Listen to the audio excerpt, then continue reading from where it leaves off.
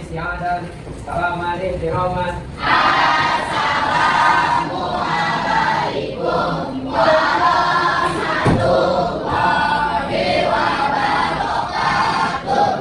Waalaikumsalam warahmatullahi wabarakatuh. Untuk pelajaran dulu, Ustaz.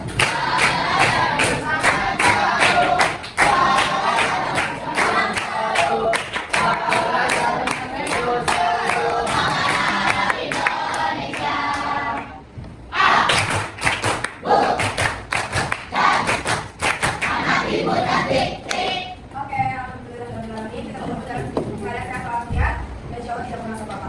Apa kata anak-anak?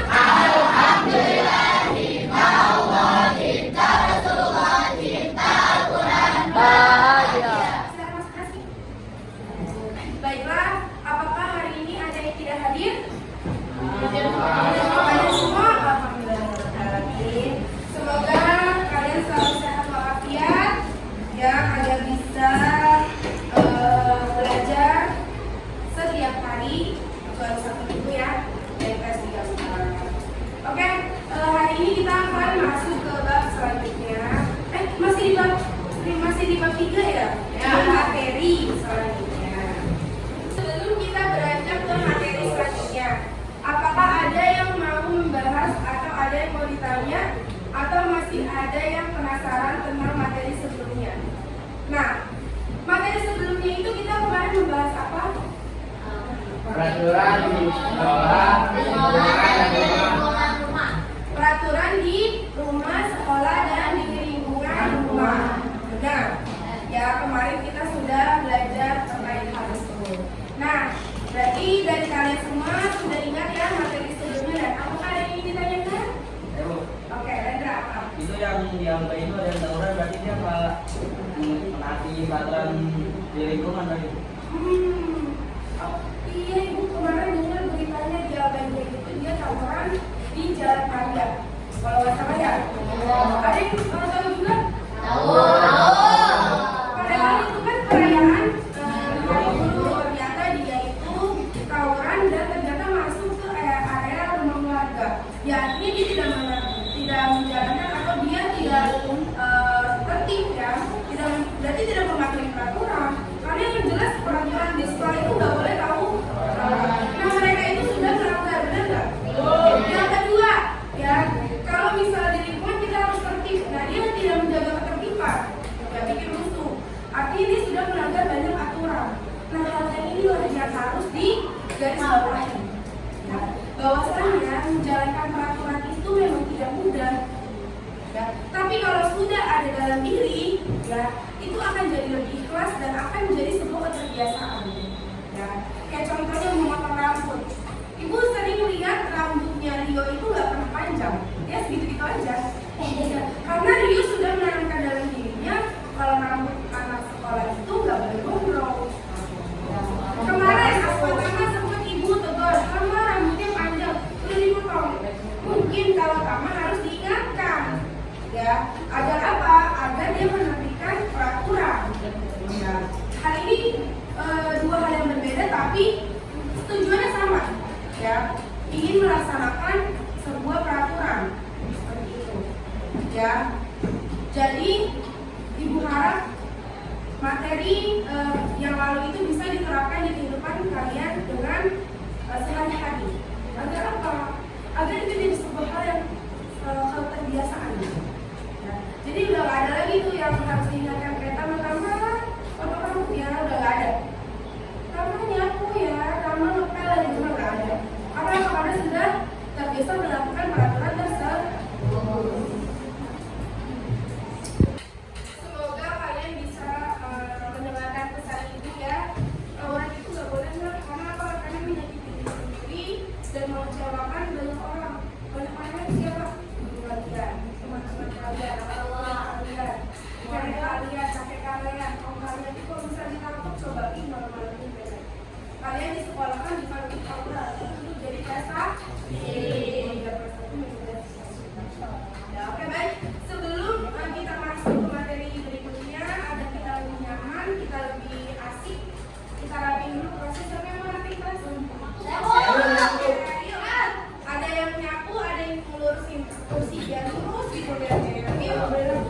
Ibu juga ikutan deh. Kenapa ya?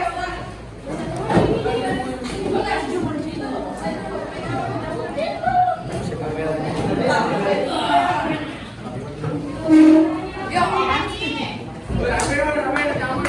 Mari kita bekerja bersama.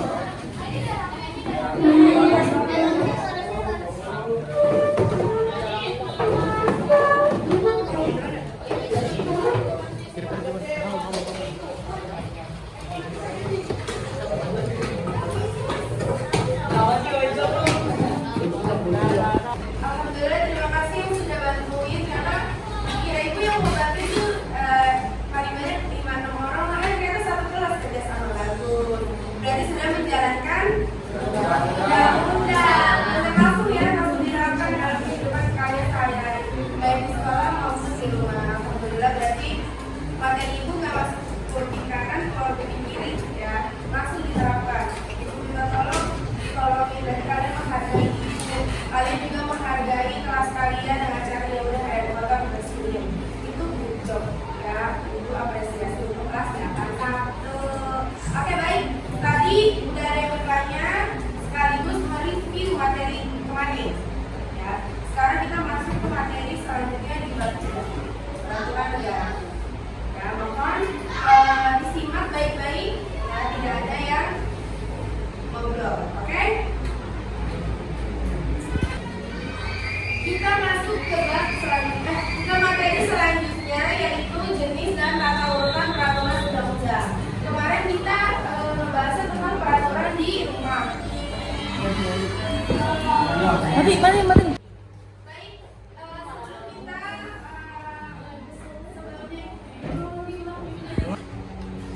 let's go, kita masuk ke materi selanjutnya. Nanti kalian siap, yes, gitu ya. Let's go, kita masuk ke materi selanjutnya. Jenis dan tata urutan peraturan perundang-undangan. Kita bahas dari undang-undang. Jika melihat tata urutan peraturan perundang-undangan dalam bentuk piramida yang kemarin kita buat ya, bahwasannya di sana undang-undang dasar adalah undang-undang yang paling tinggi tempatnya. Ya. Indonesia adalah negara hukum, artinya semua hal diatur oleh aturan. Dan ini diterapkan pada pasal 1 ayat 3 Undang-Undang Dasar 45. Selanjutnya ada UUD RI tahun 45 yang tadi ibu jelasin ya. Di piramida itu dia ada di bagian paling atas, ya tertinggi. Selanjutnya ada bawahnya apa tuh? Ketetapan MPR, ya atau TAP MPR,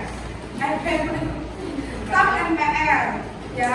Selain UUD RI, TAP MPR juga memiliki kedudukan dasar dalam sistem hukum Indonesia. UU atau Perpu, ya UUD RI menjadi dasarnya, sedangkan UU menjadi penjabarannya, ya. Dan nanti ketika mendesak nih ada hal-hal yang tidak sejalan dengan UU kan, yang namanya menjalankan peraturan itu kan pasti banyak cobaannya ya, banyak halangannya, banyak tantangannya. Dan jika hal itu mendesak, bisa keluarlah Perpu atau undang-undang pengganti. Ya, dan itu sah dan itu boleh. Ya. 4 peraturan pemerintah PP dan peraturan presiden atau Perpres. Ya. Fungsi kata dalam menjelaskan aturan-aturan secara rinci. Ya. Hal yang telah diatur dalam undang-undang. Seperti ibaratnya itu buku panduan di dalam produk. Ya. Itu udah ada produknya nih. Ya udah, pokoknya ini nggak boleh dimasukin ke dalam air. Ya, itu apa namanya peraturannya. Ya, anggaplah itu seperti undang-undang. Dan dirinciin lah sama si PP atau Perpres ini agar tidak terjadi kesalahan tentang pemaknaan. Lanjut. Peraturan daerah provinsi dan peraturan daerah kabupaten kota. Nah, ini adalah yang paling mendasar, ya paling bawah, ya. Dengan banyaknya provinsi yang ada, tentu juga menyimpan banyak potensi serta budaya dan sumber daya alam. Untuk mengoptimalkan hal itu, perlu adanya peraturan atau perundang-undangan di tiap daerah. Dan kemarin kita bahas tentang jam belajar. Di Bekasi, ternyata itu jam belajar masih sebagai peraturan dan harus ditetapkan atau diikuti semua warga Bekasi. Di Jakarta mungkin nggak ada, ya tidak ada secara resmi bahwasanya ada jam belajar anak nggak boleh keluar setelah jam 8. Tapi di Bekasi ada. Nah, apakah waktu jam belajar itu bertabrakan dengan Undang-Undang Dasar? Oh enggak. Ya, di Undang-Undang Dasar itu tidak melarang kalau misalnya kita membuat jam malam atau jam belajar, boleh-boleh saja. Ya, makanya kenapa itu bisa terlaksana karena tidak menabrak atau tidak bersinggungan dengan undang-undang. Lanjut. Nah, implementasi peraturan perundang-undangan. Hierarki peraturan perundang-undangan di tanah air memiliki prinsip, yaitu undang-undang yang ada di tingkat bawah tidak boleh bertentangan langsung dengan Undang-Undang Dasar 1945 yang menjadi dasar negara kita. Ya, itu adalah hierarki atau implementasi perundang-undangannya. Ya, jadi nggak ada yang boleh melawan atau membedakan atau bertabrakan karena Undang-Undang Dasar Negara 40 nggak boleh. Ya, kalau mau bikin aturan yang nggak boleh bertentangan, seperti jam belajar kemarin, jam belajar di Bekasi, boleh dibuat karena nggak bersinggungan, nggak bertabrakan dengan Undang-Undang Dasar, sah-sah saja, boleh-boleh saja. Ya, seperti itu. Lanjut, komitmen penerapan tata urutan peraturan perundang-undangan. Yang pertama, jadi komitmen penerapan itu dibagi 4. Yang pertama, pembuatan peraturan harus diatur dan saling sesuai dengan melihat aturan yang sudah ada dan agar tidak terjadi tumpang tindih. Yang tadi aku bilang, ya kalau membuat suatu peraturan kita harus ambil garis besarnya dari Undang-Undang Dasar. Ya, ketuhanan yang Maha Esa. Udah, ya dijabarin boleh tuh. Ya misalnya untuk kita bukti kita mematuhi Tuhan kita atau Allah kita buat misalnya pengajian rutin. Apakah itu bertentangan? Ya. Makanya ibu-ibu, biasanya ibu-ibu kader ya di daerahnya tuh ada tuh namanya ngaji paketan atau paketan gitu. Jadi mereka itu ngaji, ya. Terus misalnya habis maghrib ada yang buka tempat les ngaji, jadi semua remaja boleh ngaji di sana. Nah itu salah satu komitmen penerapannya, karena tidak terjadi tumpang tindih antara undang-undang yang sudah dibuat. Kedua, penyusunan RUU harus dilakukan secara terbuka.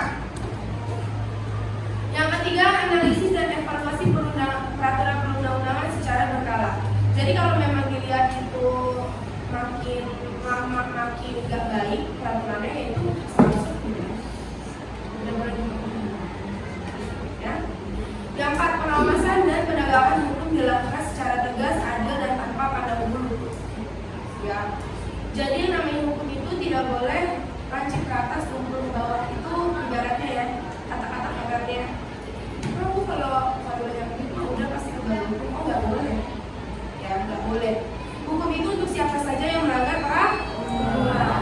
Mau anak presiden, mau presidennya, atau mau wakil presiden, kalau dia melanggar hukum, dia harus dihukum. Harus menjalankan proses penghukuman.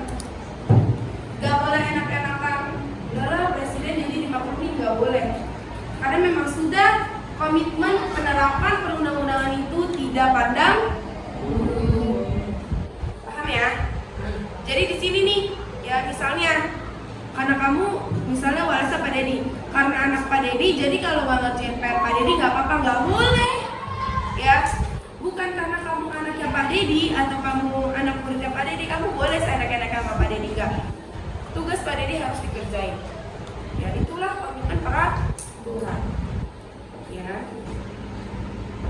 Oke, mungkin materi singkat dan sederhana yang bisa Ibu berikan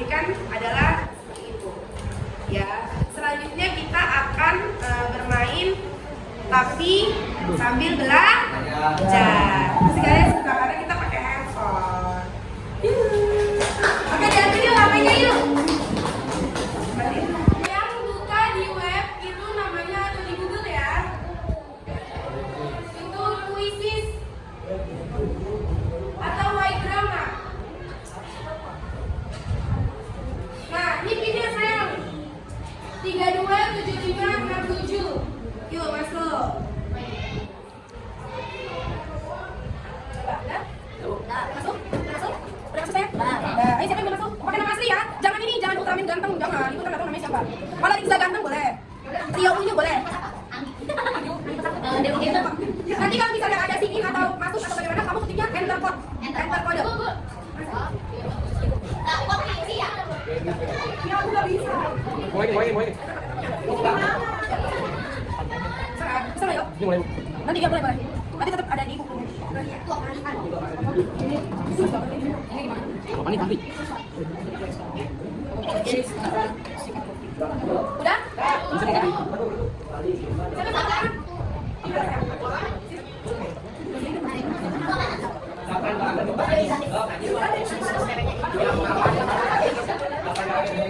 Ayo Dio, sekarang baru 20 nih, kita kan ada 32 ya? 31 berarti yuk. Siapa lagi yang belum? Klik mulai ya, klik mulai. Kalau udah selesai, masih klik mulai.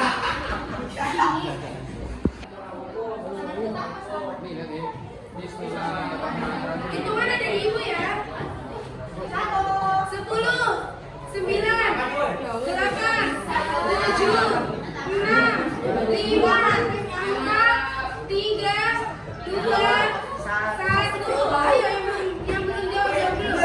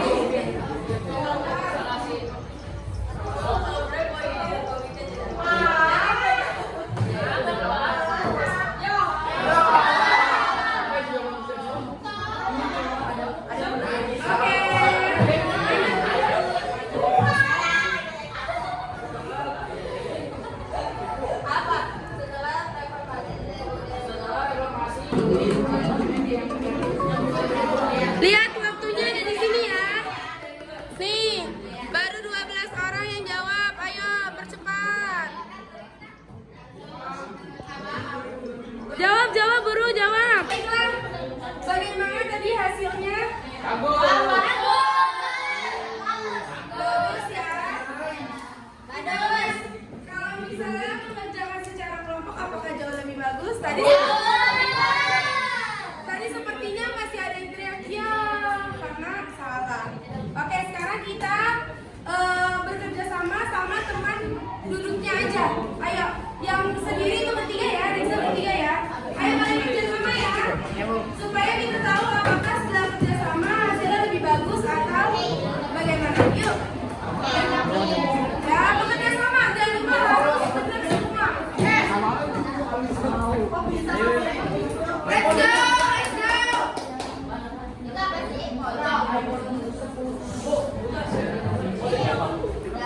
Ini di bawah ada.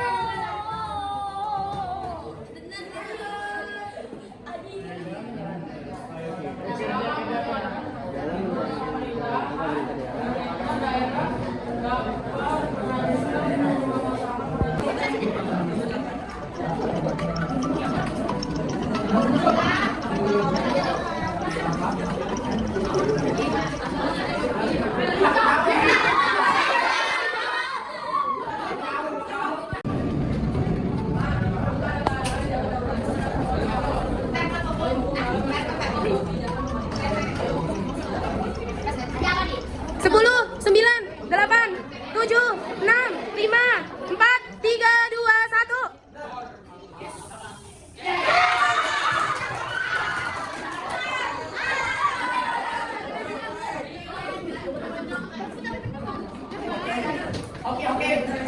Lanjut.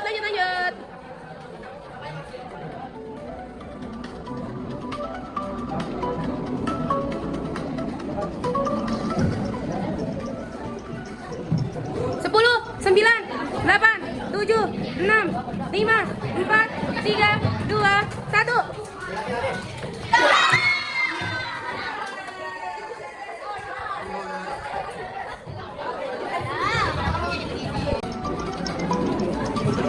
Sepuluh, 9, 8, 7, 6, 5, 4, 2, 1.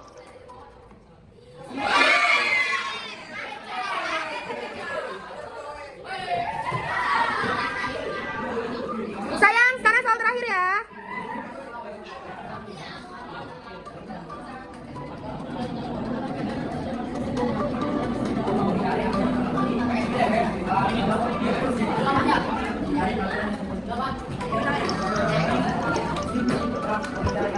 Sepuluh, 9, 8, 7, 6, 5, 4, 3, 2, 1.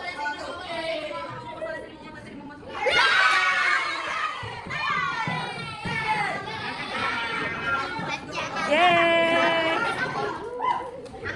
Bagaimana? Apakah hasilnya memuaskan? Jadi, Ibu mau nanya, kalian lebih nyaman untuk belajar individu atau lebih cenderung ke berkelompok? Berkelompok ya. Jadi mungkin ke depannya Ibu akan lebih banyak membuat variasi pembelajaran kita secara berkelompok. Dengan hasil yang memang sudah jelas, tadi pas individu kalian agak sedikit kesusahan ya. Kesulitan, tapi bukan berarti kalian nggak mau mencoba. Jadi memang harus mencoba dulu, usaha dulu. Pasti kalau misal kalian usaha, udah berlatih, belajar dengan rajin, insya Allah bisa melaksanakan pembelajaran dengan baik. Oke, nanti nilai ini akan Ibu masukkan sebagai nilai harian. Jadi yang hari ini nilainya masih kecil, nggak apa-apa, dikejar lagi pembelajaran atau nilainya di minggu depan. Seperti itu ya. Alhamdulillah pembelajaran kita tadi berjalan dengan lancar. Kalian happy nggak? Happy. Seneng nggak belajar sama Bu Sas? Ya. Mungkin next pembelajaran kita bisa pakai variasi lainnya. Kemarin kita sudah main drama, bikin cerita, bikin video. Hari ini kita juga belajar dengan teknologi menggunakan background atau puisi. Minggu depan mungkin atau next materinya Ibu akan perkenalkan games juga. Dia seru, namanya Kahoot. Nanti kita akan bermain Kahoot ya. Jadi kesempatan yang akan datang. Oke, hanya itu yang bisa Ibu sampaikan. Sebelumnya Ibu hanya ingin mengingatkan kepada kalian bahwasannya sedikit lagi kita mau ujian ya. Sudah tinggal menghitung minggu lagi kalian ujian. Harapan Ibu kalian bisa semakin fokus belajar ke depannya untuk mencapai tujuan kalian. Ibu yakin tujuan kalian itu cuma satu, nilainya bagus, terus naik kelas, benar nggak? Ya. Kemudian berprestasi. Udah, Ibu yakin semua anak insya Allah tujuannya sama yang Ibu maksud. Jadi silakan fokus belajar di rumah, kurangi main HP-nya, tidur dan makan yang teratur. Jangan makan seblak terus atau Indomie terus ya. Kasihan perutnya, kata perutnya gini, ya Allah kok aku dikasih mie lagi, mie kemarin aja belum diolah nih di perut aku ya. Kamu udah kasih makan mie lagi. Kasihan pencernaannya. Jadi kita menghargai tubuh kita kita dengan cara kita tidur teratur, makan yang teratur, dan hidup sehat. Ya. Untungnya alhamdulillah kalau penjemputan sih dari sekolah ke masjid jalan dulu ya. Jadi ada itu tuh, ada olahraga kecil-kecilan jalan kaki. Ya semoga kita semua diberikan kesehatan, ya semangat untuk belajar. Ibu yakin kalian bakal sukses ke depannya. Amin. Jangan lupa belajar. Nanti kita ada ulangannya harus bagus nilainya. Ya itu adalah bentuk motivasi dari. Baik, kurang lebihnya mohon maaf. Wassalamualaikum warahmatullahi wabarakatuh. Waalaikumsalam.